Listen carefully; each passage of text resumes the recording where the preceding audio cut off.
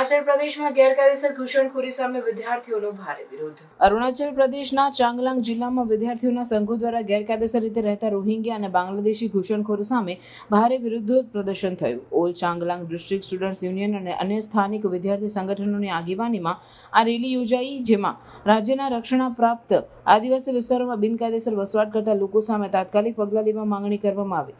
વિદ્યાર્થીઓએ રાજ્ય સરકારને આ મુદ્દે કેબિનેટ સ્તરે પગલાં લેવા અને મતદાર યાદીમાંથી તમામ બિન અરુણાચલ પ્રદેશ શેડ્યુલ્ડ ટ્રાઇબ અને ગેરકાયદેસર ઘૂસણખોરોના નામ દૂર કરવાની માંગ કરી હતી.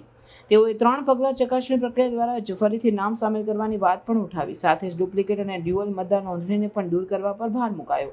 આ વિરોધમાં ચાકમા, હાજોંગ, નેપાળી, ભૂતાનીઝ, તિબેટિયન અને બાંગ્લાદેશી મુસ્લિમ વસાહતોને પણ રાજ્યની લોકસંખ્યા અને આદિવાસી ઓળખ માટે ખતરો ગણાવીને તાત્કાલિક ઓળખી કાઢી દૂર કરવાની માંગણી કરવામાં આવી. વિદ્યાર્થીઓએ સરકારને અપાયેલ સંયુક્ત આવેદનમાં જણાવ્યું કે જો તાત્કાલિક પગલાં નહીં લેવાય તો આદિવાસી સમુદાયોની સાંસ્કૃતિક અને સામાજિક ઓળખને ગંભીર જોખમ ઊભું થશે.